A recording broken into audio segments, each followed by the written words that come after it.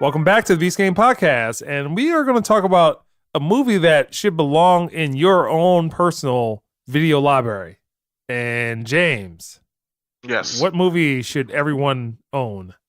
I believe that definitely own The Exorcist.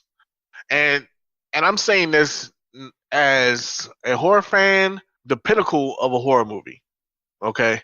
Like, this movie got the desired effect. It had lore behind it. It's just an amazing movie. I think as a horror fan, you must have this in your collection. And even as just a regular moviegoer or just a collector of movies, I think you should still have this movie in your collection because it's one of the best movies, period, all around. And also, this is probably the first horror movie I think was nominated for Best Picture. So in that alone, it should be in your collection. Yes, Keith. What movie? All right. One movie that every person should own in their library, and that is Coming to America, 1988, starring Eddie Murphy, Arsenio Hall, John Amos, James Earl Jones. Oh my God, I almost forgot his name. Story about a African prince who's come to America in order to find his bride. In order to avoid marrying someone he doesn't love, he comes to America or find someone to love. Excellent, well-rounded film, light on the drama and thing, but one of the greatest comedies of all time. It is one of the laugh out loud funniest movies out there that's been ever made. Top 3 of Eddie Murphy's best comedies, probably top 10 comedies that have ever been made. It's amazing. It's a great movie. Fantastic film. Greatest Eddie Murphy comedy is Trading Places. And there's even a Trading Places Easter egg in there. So it is a phenomenal film. Loved it. It's got something for everybody. Young, old, rich, poor, doesn't matter. It appeals to everyone. So there you go. Coming to America. Sex with chocolate. I believe that you're in all the future. I'm about to watch this shit now. All right, Matt. I will go along the same theme as Keith. Big Trouble Little China. The reason why I like it has. Oh shit! Yes. What? Well done. Well done. Go, please. Is that good or bad? That is awesome. Oh my God, that's one of my favorite movies ever. It had violence. It had 1980s. It had martial arts. It had a good cast of characters. This is where Mortal Kombat originated from, right? Yeah, they got a lot of ideas for Mortal Kombat from that movie. Yeah, it had the 80s music that. I mean, it was just. Check it out was that trucker sound and shit. It was epic. There was a enemy that you hated, and you just. At first, you thought it was just one girl with the green eyes, but it's 2 girls with green eyes. It was just awesome. Oh, the one-liners, dude. Jack Burton.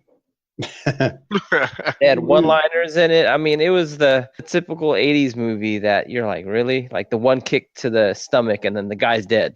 It was a hilarious 80s movie that if it came out now, it probably wouldn't have the same effect. That movie was amazing. Yeah, I have it on DVD. Now, there's all these rumors about there's supposed to be a part 2, and I don't know if that's one of the movies that you need a sequel for that, would do it any justice. Like that and Top Gun, they doesn't need a sequel. Yeah, just leave it alone. But, people want to relive nostalgia, and it's hard to recapture these days. Well, that's the reason why. Just leave it alone. I think it's timeless, though. John Carpenter, Kurt Russell at his best, man. Oh, my goodness. I can't see. You put water in your eyes. What the fuck? What? Dude was out of water. He was completely inept, and he just knew he was the shit. I'm gonna save the day. He fucked up every time. I know. That's what made him funny, though, man.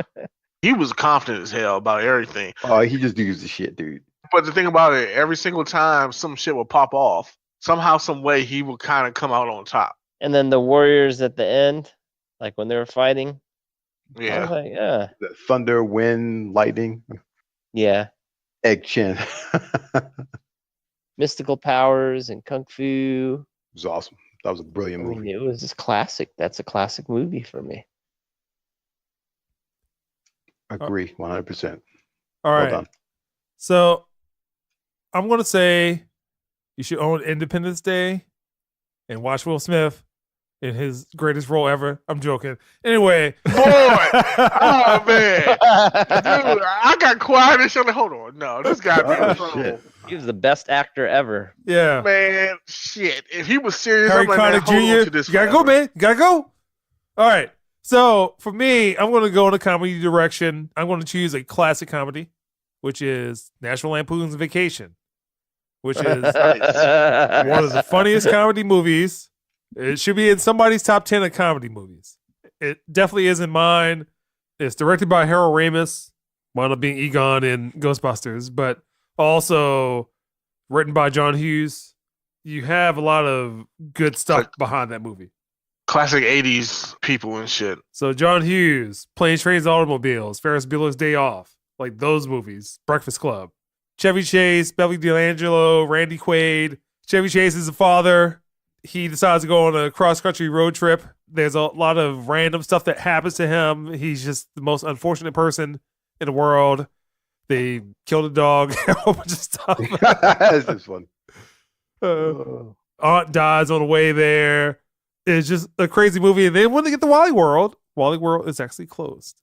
And he gets pissed off. The way that movie is structured influenced a lot of other comedy movies. And it really is the road trip movie style. Any movie that came after that movie really influenced by that. And it's a great comedy, well-written jokes. The way that comedy should be structured. They should be funny because they're funny, not funny just because someone's talking all the time. Comments? Nope. I agree. Classic movie all around. It's a movie that you need to have. And I can say that it's a must-have. I agree with you. That's the BCA Podcast? Good picks. Yeah. Not sure about the Exorcist, but yeah, good picks. Of course. Of course you're not.